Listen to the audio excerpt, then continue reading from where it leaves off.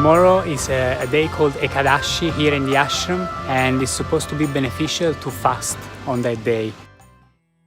If you watch the natural cycles of the body, based on this natural cycle, once in one mandala, that is one mandala is 40 to 48 days, in these 48 days, 3 days will happen where your body does not need food. If that awareness is not there as to which day that is, for that in India they fixed what is called as Ekadashi. That means 4 days before the full moon, 4 days before the new moon day, people don't eat. They wake up in the morning, no breakfast, no lunch, only after the sun sets they eat one meal. This is just to allow the system to realign itself. If you give this break, it's very, very good for your health and your body, the way it functions, because the system needs that time to adjust itself. Everyday food, it's a lot of hard work for the body. Give it a little break. So, what is its spiritual significance? Because it's a cleansing. If your system is not vibrant, you won't feel like doing anything spiritual. You're feeling lethargic. For a meditator, the biggest enemy is sleep.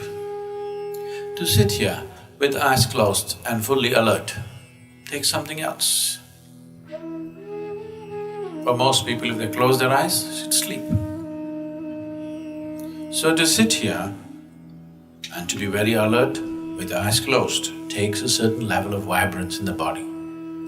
So to create this vibrance, we observe how to eat, what to do, how much to eat, all these things.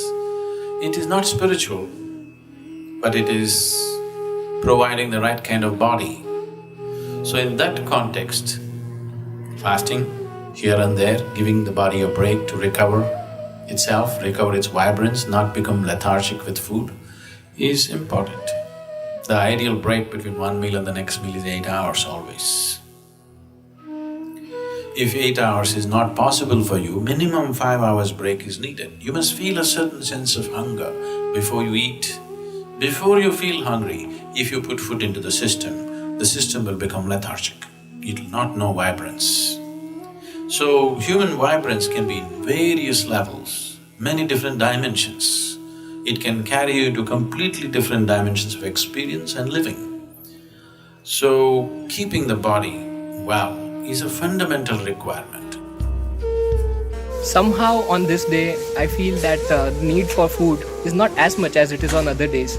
So, reducing the food intake definitely helps to clean the system, and it also gives rest to the digestive system. So we fast for 24 hours and break the fast in the night with a particular kind of meal which is more gentle on the system, made up of kanji, papaya, chutney and cooked vegetables. Every morning before we do our morning practices, we have neem and turmeric with tepid light honey water. Now Sadhguru says this has a lot of medicinal benefits and is very supportive for yogic sadhana.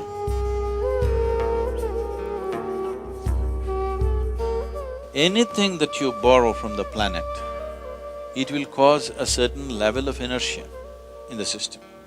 Now the important thing is that you're conscious of this and to keep the inertia levels at the minimum. Why always, whether your sadhana is working or not, is always gauged by how much you sleep and how alert you are, is because we're checking the inertia. How much inertia are you generating? If you're generating too much inertia, obviously you need to do something about it. So, the inertia levels will increase if the body does not allow a certain amount of energy to enter the cellular level.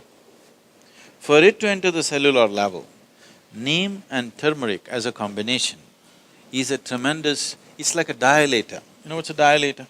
Now if your ophthalmologist wants to look into your eye, he looks into your eye, you don't show much, he puts a dilator. Your eye becomes like this, now he looks into your eye. So this is kind of a dilator for the energy. It dilates the body in such a way that it allows the energy to enter and fill up every crevice in the body.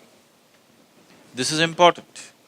Otherwise, if you do lot of sadhana, neem and turmeric is not the only things, these are physical supports. Other sadhana itself is doing it. Neem and turmeric is a good support because it dilates the cellular structure in such a way that it is able to absorb. As you do your asanas, the body will simply crackle with a different kind of energy. So, consumption of neem and turmeric with a mildly laced honey water acts as a wonderful way of cleansing the system, dilating the system, that when you do sadhana, one thing, it brings flexibility to the muscles. Another thing is because the dilation brings flexibility to the muscle, and that flexibility, as a consequence, becomes a way that you slowly build the system into a more powerful possibility.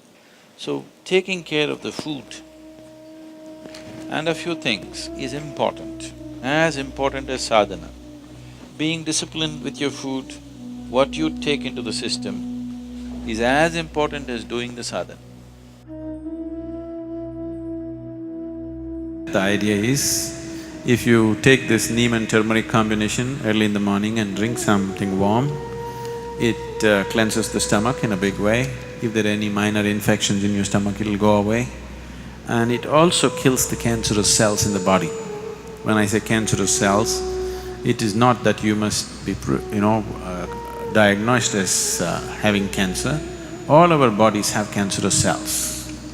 Only when this percentage of cancerous cells goes beyond a certain percentage, only then it becomes a disease. Otherwise, every one of our body has cancerous cells, and how many of them are there decides your health status in many ways.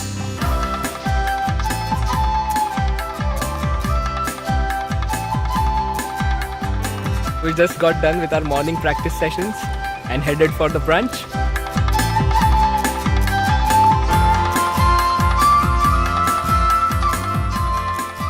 The way that we sit in the hall is we sit cross-legged and we eat with our hands. By eating with the hands, you really create that connection with your food before it even goes into your mouth.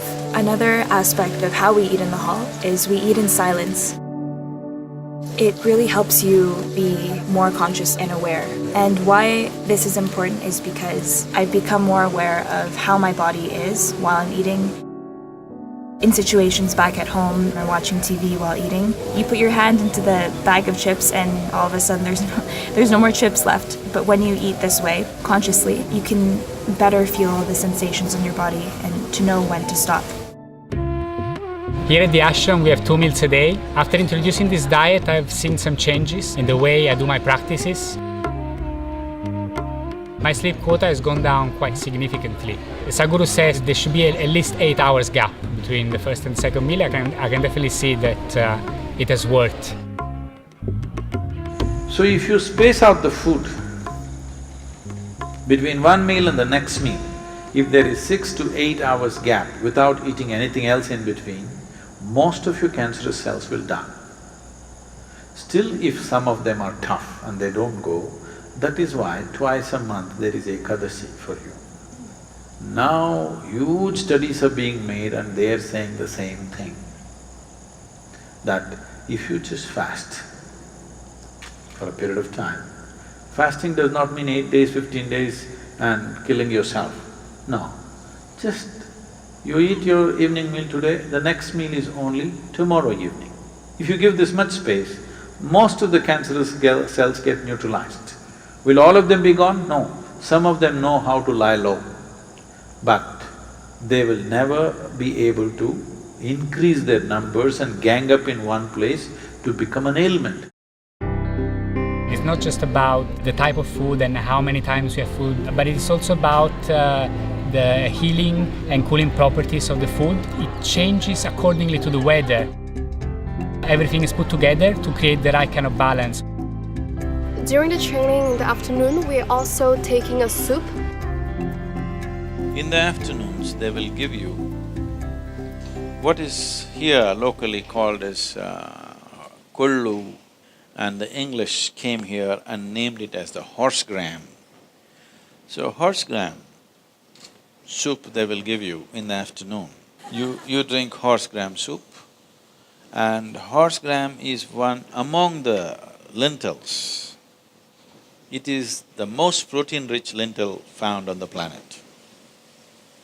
It's very high-powered, so that's why race horses are fed with this gram, which is called as horse gram today.